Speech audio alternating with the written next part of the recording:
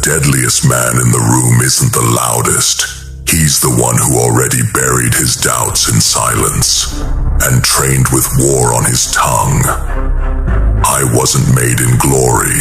I was made in silence.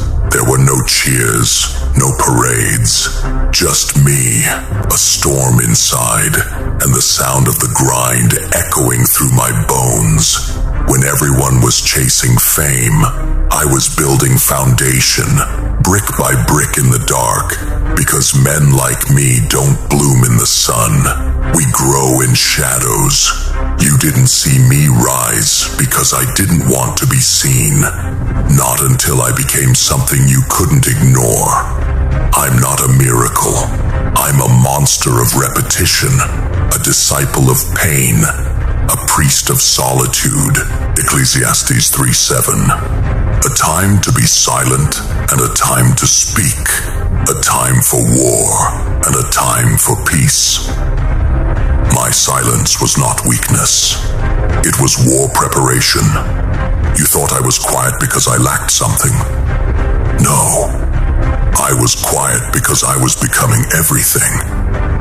They don't teach this in schools. No one claps for a man who disappears to build himself. They call him weird, lost, antisocial, until he returns with eyes that have seen war and hands that don't shake under pressure. You think I was hiding? No, I was honing. Pain doesn't break men like me. It trains us. Every betrayal, every letdown, every fake friend. It became fuel. It became scripture. I didn't pray for easier days. I prayed for the shoulders to carry the weight that others ran from. Isaiah 41:10. Fear not, for I am with you. Be not dismayed, for I am your God. I will strengthen you. I will help you. I will uphold you with my righteous right hand. I walked alone. I ate in silence. I bled into the floor of my own home and got back up with no one clapping. That's how soldiers are made. That's how kings are raised in caves, not castles. See, everyone wants the crown, but no one wants the crushing. They want the spotlight, but they run from the night it takes to earn it. But me, I made my home in that night, and I turned it into armor. I stopped explaining myself to people who had no idea the kind of demons I wrestled at 2 a.m. while they slept peacefully. I stopped waiting for them to understand my silence, because my silence was never for them. It was for the war I knew I had to fight alone. Psalm 18:34. He trains my hands for battle. My arms can bend a bow of bronze. Let me tell you something about silence. It's sacred. It's violent. It's where God whispers to those he's chosen, not for comfort, but for conquest. So when I walked back into the world, with scars instead of smiles, and eyes that could stare straight through lies, they didn't recognize me, and they weren't supposed to, because I didn't go away to come back the same. Made in silence isn't a metaphor, it's a rite of passage. The battlefield begins in the soul, long before the sword is drawn. And if you can't handle being unseen, you'll never be worthy of being feared. They thought the quiet ones were soft. They forgot who God chooses to crown. Moses was exiled in silence. David was tending sheep. Joseph was in a pit. Jesus was alone in the wilderness.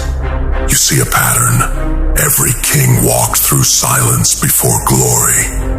And me, I'm not done walking, but I don't walk afraid anymore, because now I understand. What I built in the dark will shake thrones in the light. This isn't about ego. This is about purpose.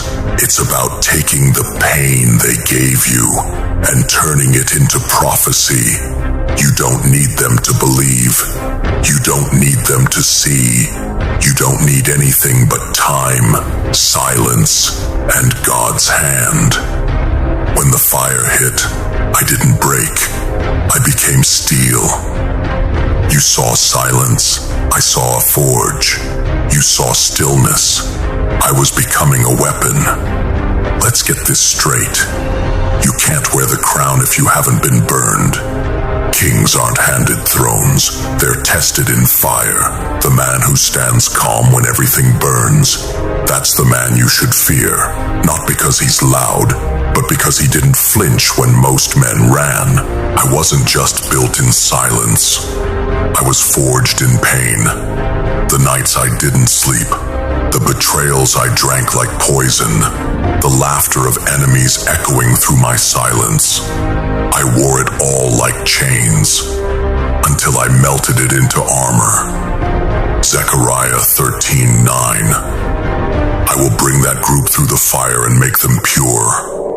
I will refine them like silver and test them like gold. People want victory, but they don't want the war. They want the finish line, but won't run through blood. They ask for strength, but flee the breaking. But listen, the forge does not care what you want. It only gives you what you become.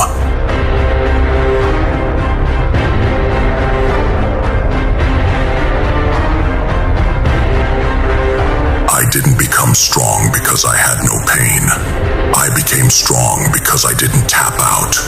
I let the pain bend me, crush me, test me, but never break me, because I knew one thing. He who bleeds in the forge won't bleed in the fight.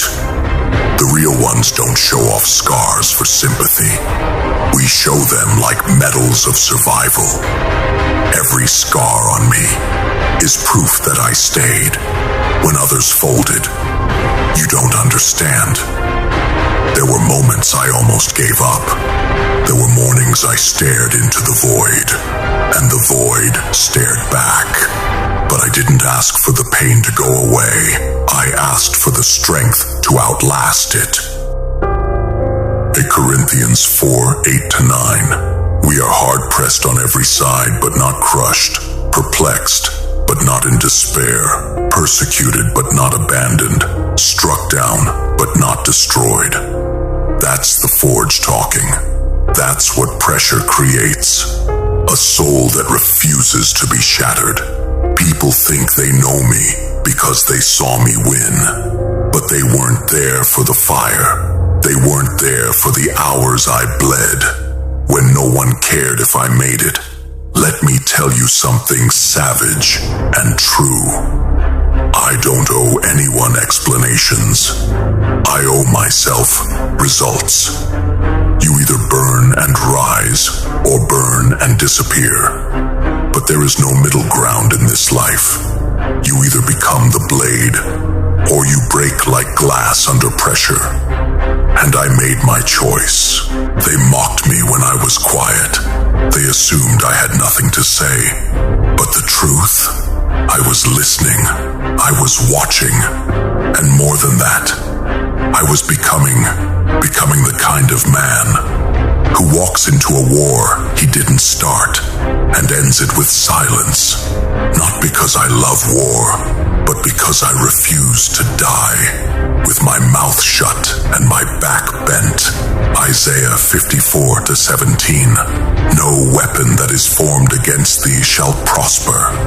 They built weapons, they threw fire, they dug graves, but they never realized I was the forge itself. Every insult became heat, every doubt became pressure, and I stood there, still, because God wasn't saving me from the fire. He was using it to shape me. You want to be a king? Then learn this. Silence doesn't mean weakness. It means heat is building. Because the ones who come from pain, who walk through fire, who refuse to beg, those are the ones who can't be broken. They can only be sharpened.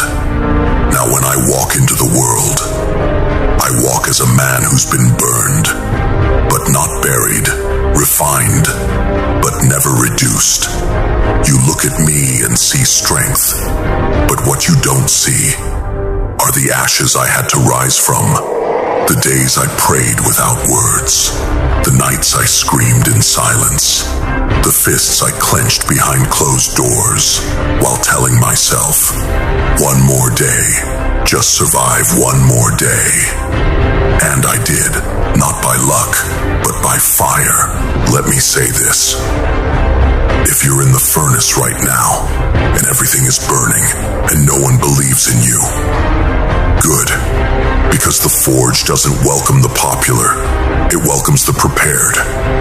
I walked through hell, and I came out with a blade, not to harm, but to lead, to cut through lies, fear, weakness, because a king who hasn't bled for his crown is just a puppet in gold.